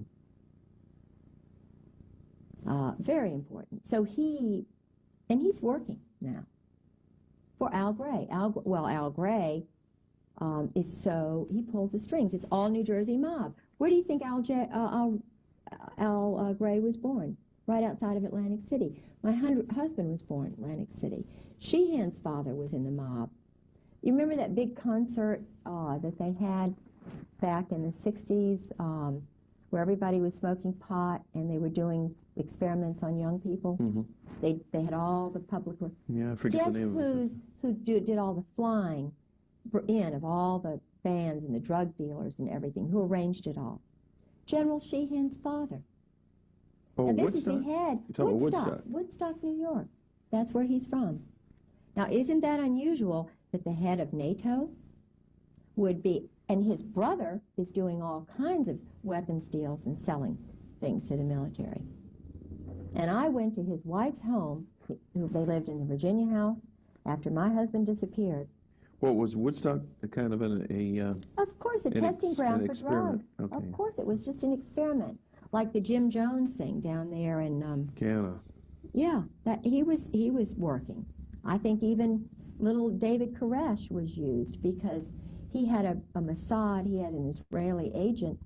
They always get away, don't they? The Israelis always are in there, but they get away, don't they? Mandela. I don't mean Mandela. The guy in Panama. Noriega. Noriega he was an Israeli double agent. Anybody who is Jewish is automatically a member of the army, the Israeli army. Mm-hmm. They have a joint relationship. How can they be loyal to America if they will shoot ships like the Liberty, mm-hmm. and it's covered up? Mm-hmm. I dated Lawrence Geis's son when I was a teenager, about the time I went out with the governor here, and John Engler. I'm sure if he was in the ROTC class, I dated him, and I got letters from him. Seemed like a really nice guy. But my love at that time was Tom Williamson. Mm-hmm. And Tom Williamson was a Yalie. His real father was killed in World War II. His mother, who was a Ballantyne, Admiral Ballantyne's daughter, a wonderful person, married Lawrence Geis, who was a captain, and then he became an admiral. And I went to the change of command to the Forrestal. I really did like that family very much. And being a Norfolk girl, old Norfolk, grandfather was in naval intelligence. He retired a captain in the reserves, military doctor, very prominent family, and I lived next door to my grandparents. I was sort of the good to date this girl, she's a lot of fun and stuff. So I dated Tom, and I went to Yale to visit him and so forth, with Bob Tate and some of the guys up there. Well, Admiral Geis took over the command of the Forrestal. He was the head of the whole everything for the military when the Liberty was bombarded by the Israelis. Right. And one of my best friends, Josie Toth Lennon. You talk about a wonderful, she's been through a lot, woman. I've learned a lot of information from her. Josie's brother was on that ship. Did he survive? Of course, no, he was murdered. Hmm. He was a rising star, brilliant young boy. I think about 30-some guys died on the SS Liberty, didn't they? He was one of them. It's now being run by a group that's holding it down. They don't want it. Why don't you? Those Israelis, and yet every Jewish person who's in the military is a member of that army, whatever it is. Now, something is very strange here when you have the whole State Department, not one Christian, not one Protestant in the Near East section, not one Muslim. Why not? They have Jews there. We have Muslims in the Navy. Why are there no Muslims in the Near East section of the State Department? Why are there no born-again Christians or real honest people who are not under some chain of command? Why don't we have anybody who can decide right and wrong, who has to be interpreted, Something is strange when you have a State Department that is run by Israel. There's something really strange. It's no wonder there's no peace. Do they want peace? No. They want to control all those little countries around there. And there was an interesting it was a dinner that I had over at Carolyn Millis's house with the Marine wives and some of the, I don't know what they really are, but I thought they were wonderful until this night. And I was really caught into this. I was getting into this cult. Shh, don't talk. Don't talk about the go-go dancers because your husband's career, even though, shh, don't tell this, don't tell that, quiet, you'll get, We were sitting around the table, and we always would do prayers before dinner. And there was a woman there, and she was from Pat Robertson's place. She was married to a Jewish guy. And I'm not saying that he was bad. I think I met him once. They were at Carolyn's Christmas party. But it was right after, was it Bagan who was killed, or who was shot? The Prime Minister, the President of Israel. You know, my mind's blank. But I know, it's either Begin or no, whatever. But anyway, it was right after that, and it's the furthest thing from my mind. You know, I was thinking, oh, great dinner, you know, this is great. So this woman said, and we were in the middle of the prayer, and she said, oh, just thank you, Jesus. I thank you, God, that you killed Begin. We just praise you for that. You know, this is an evil man. We just praise you, God, that you killed so-and-so. Yeah. And I'm sitting there. You know, I've traveled, been 20 times to, you know, England and Scotland and known all these NATO people and so forth, and I'm thinking, what did I just hear? Thank you, God, Jesus killed the head, you know, because he wants peace. This is the guy who got the Nobel Peace Prize with Arafat. And I'm going, what? So what do? This is one of these moments, these crossroads moments where you have to take my culture, which is Southern Protestant. I have to say something. I'm over 50 now. I'm not shy anymore. You know, I've got 6 grandchildren, so forth. I said, just in my nice little way, I said, what? What did you just say? And then Carolyn Miller says, well, we just, you know, he's really, you know. I said, wait a minute. Didn't he just sign the peace? It was like they knew something I didn't know. Right. And I was trying to say, what?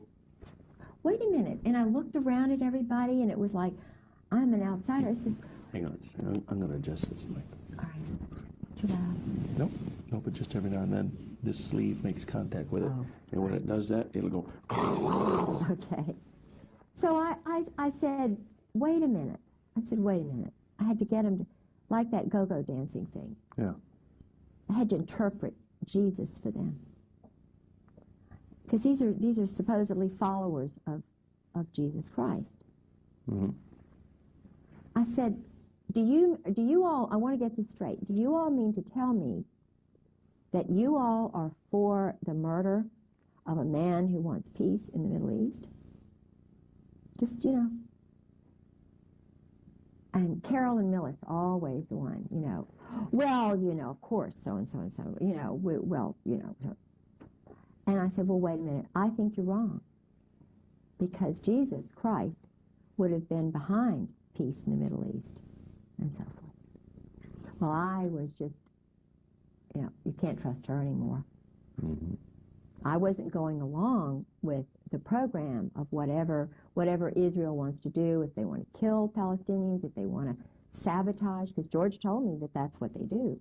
They do a lot of sabotage. They train, they take men who are Jordanians, Iranians, Iraqis, sons of leaders, and they bring them over here, wine them and dine them, and then rev them all up to hate their parents, and they give them weapons.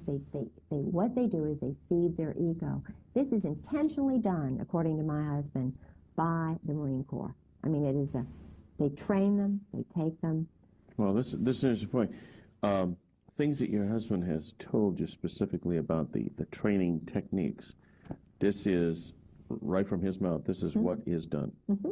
Oh, absolutely. Absolutely. Intentionally, because the objective is to get the goal, whatever it is they want, Machiavellian or, you know, Clausewitz. And of course, my husband was reared, he was suckled on Proust, Sartre, Camus. If you want to read his thesis, it's in French. It was written by Todevay, and, you know, but it's at the Princeton University library. You can read what my husband believes. Now, this is the Chief of Staff of the Marine Corps. This is a guy who writes with a purple pen, which means homosexual, arrogantly so, writing with a purple pen. Al Gray, he's working under Al Gray, called Gray's Boys. This is what they call them, Gray's Boys, all homosexuals. Cherry Marines. There are books on Cherry Marines that I've got. Everybody knows about Cherry Marines. Now, if you have to be a Cherry Marine to get to the top, and then you read about Krupp and the German High Command, and you know that they're using the same word, special, You know that they changed the eagle to be the colonel and the captain. You have to get an eagle. And that started in when all of these people started coming over to change the America to be generic, no more of a Christian nation. Mm-hmm.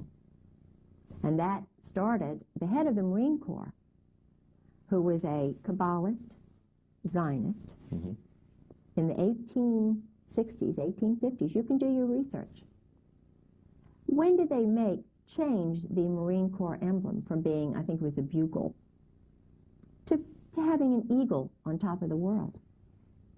And who was the commandant when that happened? Ask that question and find out the answer. And then wonder, like I do. And George told me, he said, you know, we've always been the murderers.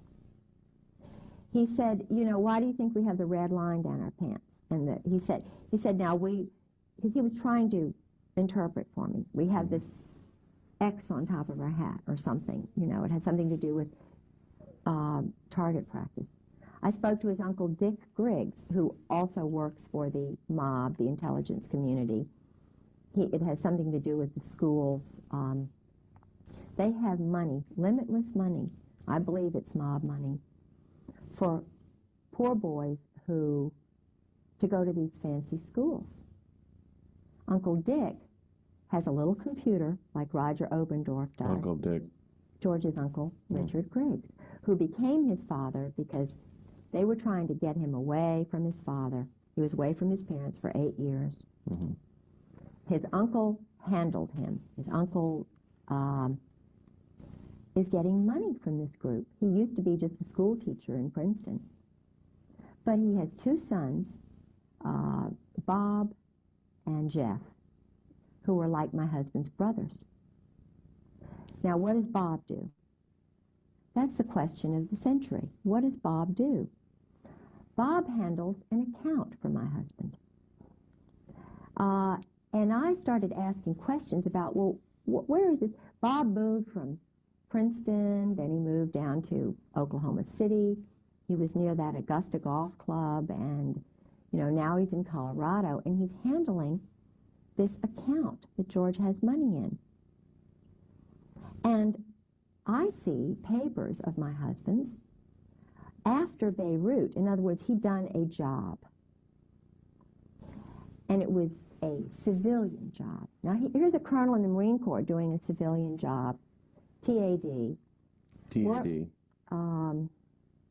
It's where they go off and do a job sort of undercover. They get a new, George says he's had so many different passports with different names. I'm getting mail from an Engelhard. He's got accounts now for an Engelhard. I get mail from Princeton private account from Merrill Lynch is involved with the mob. They have rogues in there who launder cash money. They have people who launder cash money in Norfolk. I know some of the people who handle the cash. No, your husband. Drug money's in cash. Your husband is Jewish. No. Oh, okay. Oh no. He's a German. He's the son of a German family, but his father was in Atlantic City doing very shaky things. In fact, his father's father, not his father, take that back. His father, Ray, was a weak, precious little man, and I liked him. Nobody listened to Ray. You know, the mother ran everything. The mother was strong, domineering, bossy, and I must say she was not attractive, but Ray was handsome. They married. They had 3 boys. I know she had to get married, the older brother, but in those days it was very embarrassing, you know. Well, Ray didn't have anybody. Ray was essentially an orphan as such, although he had lots of brothers. But let me tell you what Ray told me. I was in California with his mother, George's mother and father, staying at his brother Don's. Mm-hmm. And everybody, you know, the world revolved around Mother. But Ray had a lot of wisdom there, and I was anxious to know what really went on in New Jersey, why they left New Jersey, why they left Atlantic City, what happened in Lawrenceville, why George was put in this school and not seen for 8 years. What did happen? All right. It had to do with the fact that they were poor and desperate, that the sister, Rhoda's sister, George's mother's sister, married someone high up in the intelligence community who was he went to the Presbyterian school or something like that. But Ray had been in prison. George's father had been very shortly in prison in New York. And this is, you don't talk about that. Mm-hmm. Ray had seen his mother run over by his father with the girlfriend in the car who wound up being the stepmother. Mm-hmm. You don't talk about that. All right. There were 7 boys, I believe. Ray was right in the middle. All of these pictures have disappeared from my house. Supposedly my husband has never come in to the house. All of this, you know, the pictures of assassins like Rockland Williams and, you know, you can't believe the things that are slowly being taken out of my house. Why? Well, obviously, so that your credibility can be attacked if you ever tell anybody about this stuff. Yeah. I mean, it's a miracle you got up here with the pictures that you did. Yeah. That we're including in this video. Absolutely. That you know, supports your credibility. It's just a shame that this video wasn't made a year ago. I know. Or 18 months ago. Yes. Because pretty soon they'd have me not even married to George Griggs. Now, They could destroy all the records. of course, And it's possible to do that. of course. Because I think it was Orwell said that he who controls the past controls the future, and he who controls the present controls the past. Absolutely. So those who control the present can modify the past any way they want. In fact, they could erase you right Why out do of the why do you picture. think we're in computers and everything's on computers? All they have to do is, I had tapes that I bought a little Radio Shack tape, and I taped General Gray's, the conversation with Gray's wife, Jan, who said, "Oh, we don't know where George is. We don't know." And I talked to General Gray on the phone. If they don't know where my husband is, and he's working for Charlie Wilhelm now, what does that make Al Gray? After I've been battered, and I'm calling, I've got pictures of bruises, hematomas, broken foot, putting a 45 to my head, laughing at me while he's standing over me with my arms in pain, chasing me in bathtubs. You know, so I'm hiding and saying, "Please don't kill me," while he's laughing. I have took diaries and so forth. Why do they want my diaries? Why don't they want my evidence in the court of this? And I've got it right there for Judge John Moore, who's a commando. Why does John Moore kind of giggle at me? Why, you know, what is so funny about being battered as a wife when his first wife is dead in the grave? When Well, what's funny to them is that it doesn't matter what your claims are, they're in control. That's it. The That's it. chickens can do anything they want as long as the That's it. foxes are all in goose. That's it. That's it. And why I have a transcript at the first commissioner's hearing, and Colonel Barry Cantor, who is a Kabbalist, who lives right around the corner from T. Parker Host, who's a commando assassin mob guy, brags about it, who's now has about 7 or 8 agencies and is a friend of George Bush's all of a sudden. Barry Cantor, his office is right next to George Sharp, and they are persecuting me in courts right and left. And it doesn't matter what he says. It's like he's just totally, you know, so it doesn't matter. We'll just ruin you. And then, so I find another lawyer, and his name is Doug Ballard.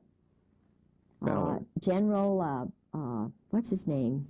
Up in Washington gave me Doug Ballard's name. And I thought this, I still think he may be an honorable guy, and I'm trying to remember his name, because he's talking about a lot of stuff that's going on. But Ballard is a name that has connections to the Deep South.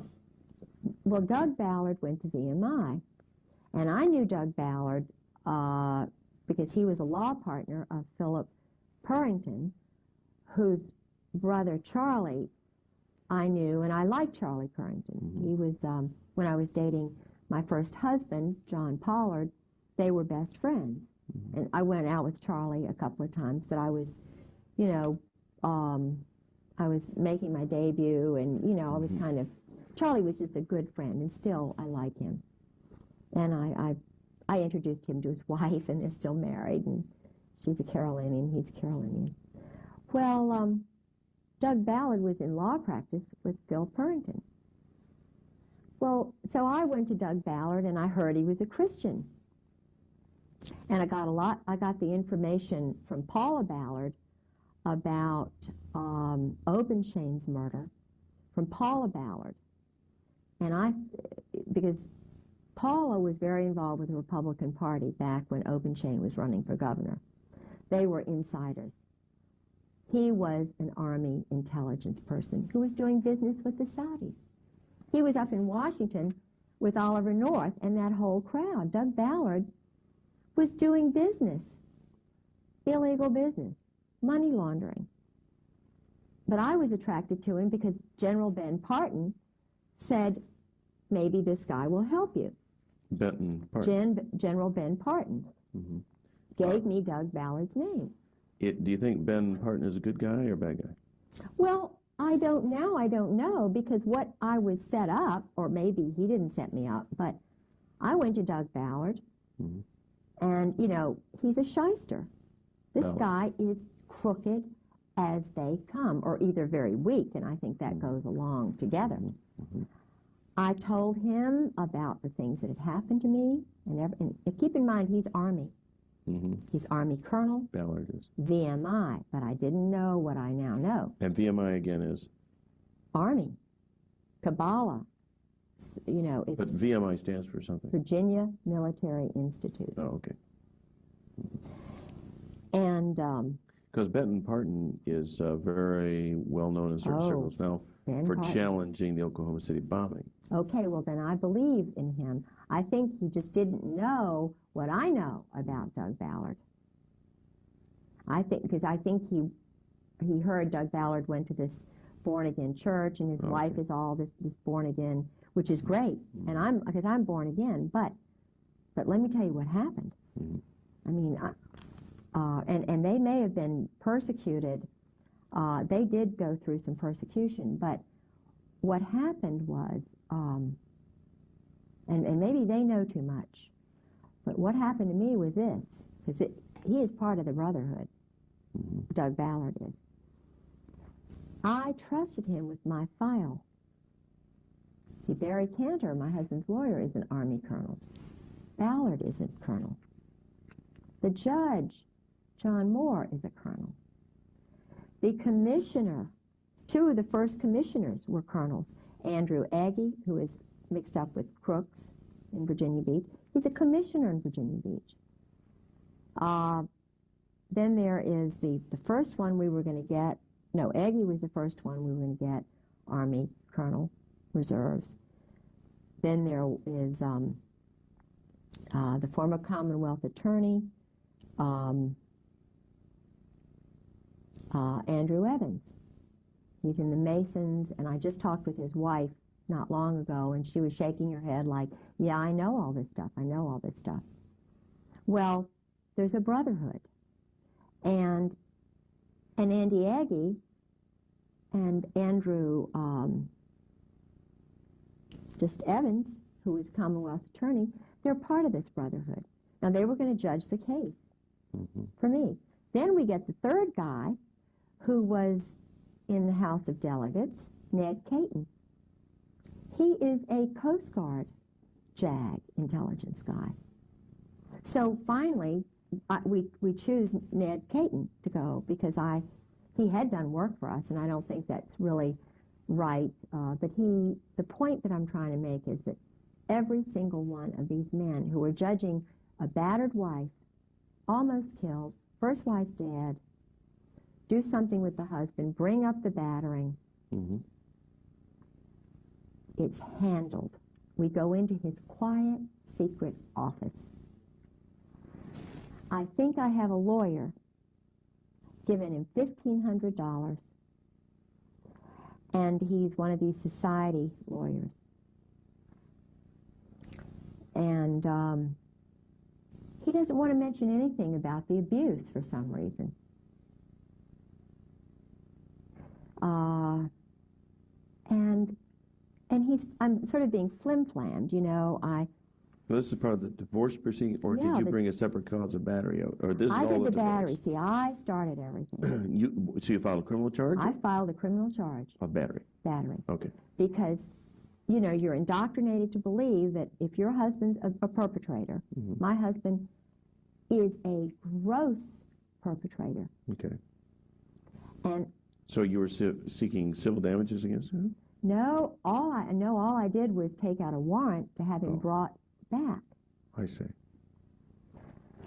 And that's when the 20-year Marine police officer came in, the 20-year Marine FBI agent came in. When I went to the police chief of the police, Chief Wall, who's a very nice man, I have a friend who got me in to see him. He said, "This is big. This is way over my head." But he assigned a wonderful man named Bill Dean to me to call anytime. And I must say, this is a wonderful man. I could call Bill Dean anytime. And, I mean, there are some good people, probably in the Masons, I don't know, but there are some good people. But the problem was, he can't control it. Now, why, if you're a Mason, why can't you control battering of military wives? That's a question I ask myself. Why is it that they cannot control a perpetrator who's killed his first wife, and I've nearly been murdered? Well, the answer is hierarchy. Okay. Right. So I start saying now, in Virginia Beach, if the chief of police has no power, if Bill Dean, who's head of the CID, has no power, I'm looking and wondering, okay, I'm a battered wife, and I start meeting other high-level battered wives in the courts who are having the same treatment by Judge John Moore and Barry Cantor and Andrew Agee and Grover Wright, who battered his first wife, Lynn. They spread the word that she's crazy. Lynn Wright is not crazy.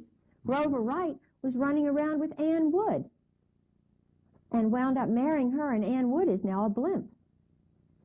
Grover Wright is a perpetrator. John Moore is a perpetrator.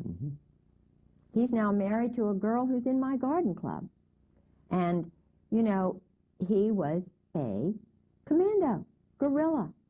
His father was a general in the Coast Guard, which the mayor's husband is a colonel, a captain, whatever, captain in the Coast Guard.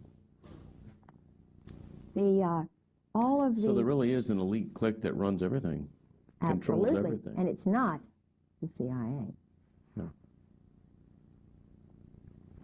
Is there a name we can give this group? Well, George calls it, in his diary, he calls it members of the firm.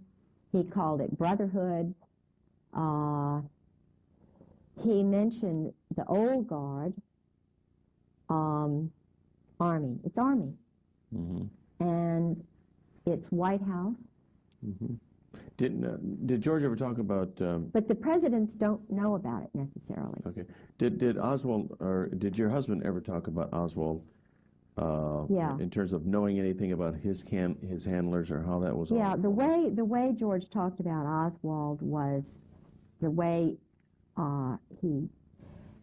when you communicate with an alcoholic like that when he's drinking, and he's been totally battered, mind-controlled, but is fed lots of money, being poor and so forth. A woman, 55% of what people say is verbal. And then you learn to read the nonverbal. George was diarrhea of the mouth, verbal. But when I mentioned, it's like when I mentioned the word General Jim Joy, I knew it was General Jim Joy who had authorized the terrorism of my life. I know it is General Jim Joy, General Carl Steiner, General Hartzog, General Abram, General Gaiman and Sheehan. I know. And Krulak. These men are the ones who are perpetrators. They've bugged my phone, downloaded my caller ID. They have authorized and given money to people like Tedson, well, not Tedson Myers, but certainly Alexander Robinson, Ern Reynolds, 4th Marine, JAG, worked for the Justice Department. The Justice Department is involved. There are rogues in the Justice Department who think they are handling people by using cruelty, tricks, psychological games. This is not the way you handle a nation.